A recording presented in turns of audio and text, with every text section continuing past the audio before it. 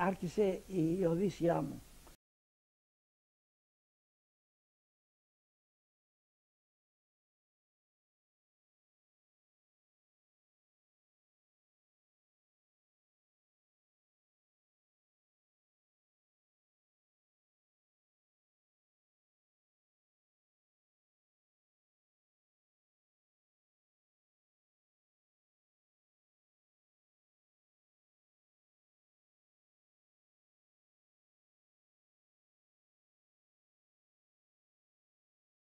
Ο γουλιάδος μου, ο Ερίκος ο Σεβίλιας, ο οποίος ήταν στο Auschwitz με τον πέθανε με τον αριθμό. Ερίκος Σεβίλιας από την Αθήνα. If you were of that age at that time, you knew you were going to be in the Navy. I know I didn't want the Army, that was one and that sort of thing. I knew I didn't want the Navy, and because I was in the water. So, no, I had just a little bit of flying experience, and I loved it. My name is Theodore J. Van Kirk, and I was a major. I think I probably flew about 15 missions out of England, and then I got transferred down to North Africa where I completed the rest of 58, I believe. If you made 25 missions, you were either the luckiest person alive or the German pilots were lousy shots. In my case, the German pilots were lousy shots. I was down in New Orleans. I got a call from Tibbets. I met Tibbets before that, before I flew the first mission out of England. That was the best day of my life. He saved my life a couple of times. And he says, I'm organizing a new group. He says, I can't tell you what it's about, but he says, if it works, we're either going to end or officially shorten the war. And he says, I want you to be my group navigator.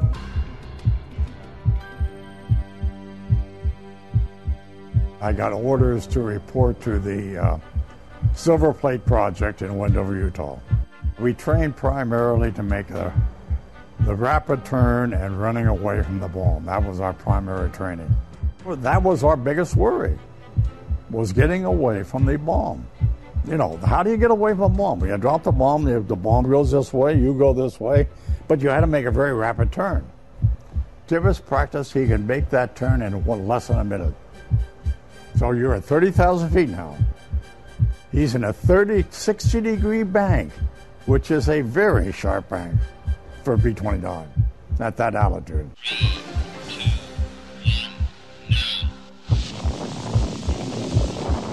We knew the time was approaching and everything else because they had to test explosions in New Mexico.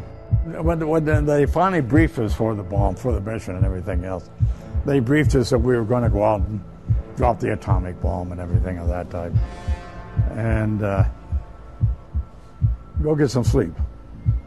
Now, how the hell they expected you to tell you you're going out and drop the first atomic bomb and then go get some sleep is beyond me. Tibbets, Fairby, and I were in the same poker game. We obviously didn't sleep. We get down to the airplane, that's the first thing. It just as 245 comes in, whenever we take off. The first problem was getting off the ground. We were very heavily overloaded. Just before we hit to 10,000 feet, Morris Jepson went back into bomb bay and did the final arming of the bomb. And everybody says, didn't that make you nervous? I says, hell, I'm nervous already. How much more nervous could I get? And we're about 30,000 feet. I could see the outline of Japan from miles away. I went in, crossed Shikoku. I turned to the westerly heading and called Tom Fairby, and I say, if you can't see it now, you're blind. The city of Hiroshima is up there, and you can see the bridge. That was our aiming point.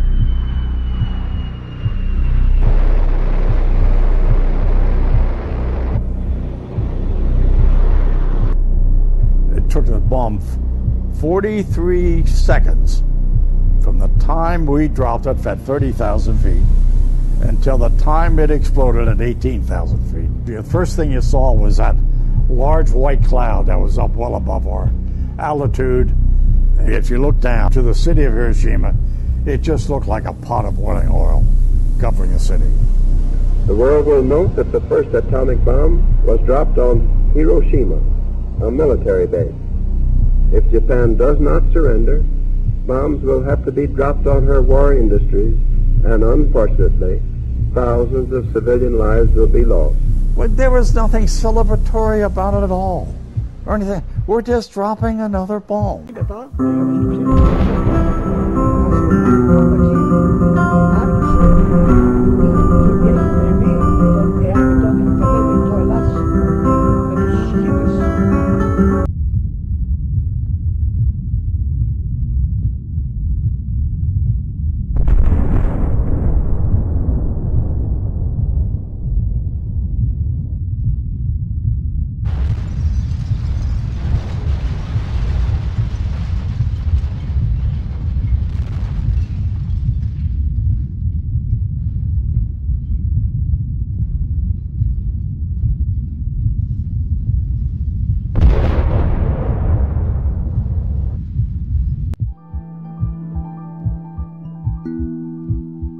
It was so dark because of the smoke and dust being sucked up in the mushroom cloud,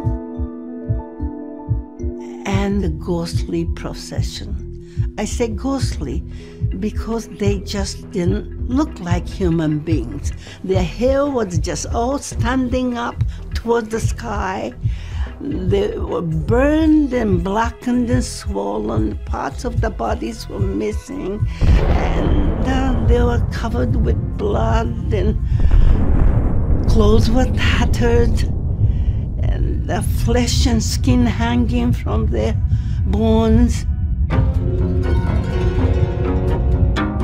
Yoshiaka stumbles to the door of the communications bunker.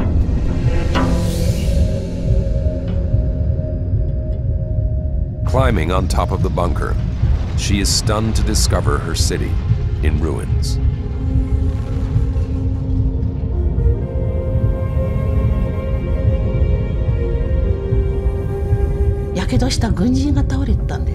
There was a soldier on the ground suffering from burns. I thought, there's someone on the ground, and ran towards him. He noticed me and said, half groaning, "We've been hit by a new type of bomb. A new type of bomb."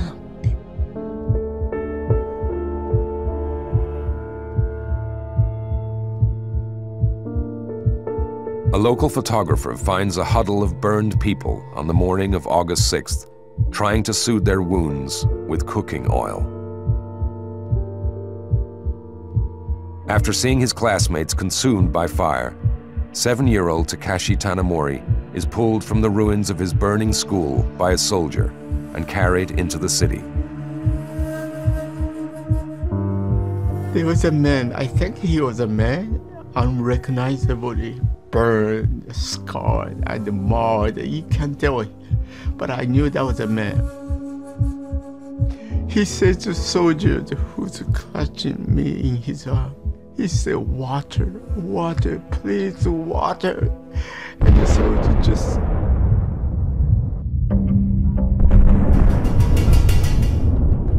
"11-year-old Tetsushi Yonezawa and his mother are only 750 yards from ground zero, shielded in a crowded tram. All the other passengers are killed by the blast. My mother and I were surrounded by people, so we were uninjured. I knocked my head and got shards of glass in my hair, but at that time I didn't notice them. My mother grabbed my hand and said, "Are you all right, Tetsushi?" When I replied that I was okay, she said that we should get off the tram.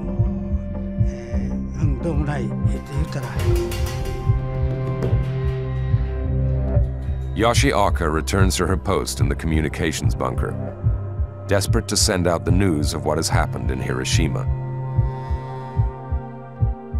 she finds one working phone and reaches an officer in regional headquarters. I said, yes, the whole of Hiroshima has been annihilated. The person at the other end said, I don't understand what you are saying. What do you mean, annihilated? As I thought about how I could possibly make him understand, I remembered what the soldier on the embankment said. We've been hit by a new type of bomb. So I said to him, we've been hit by a new type of bomb.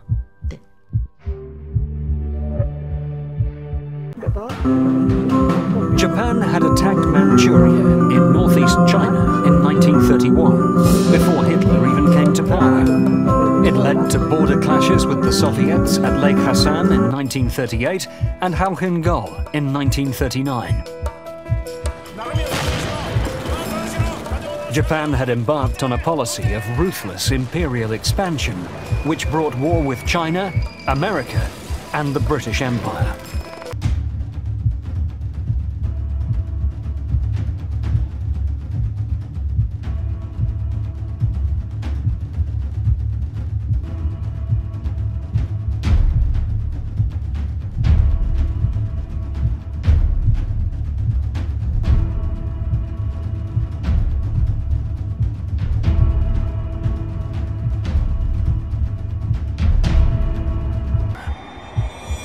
Manchuria, in northeast China, was such a place. With Korea to the south, it was indispensable to Japan's economy. Its industries produced coal, iron, steel, electricity, and more than half of Japan's synthetic fuel. Factories had been moved here from Japan to be out of range of US bombers. The loss of Manchuria would make it impossible for Japan to fight on.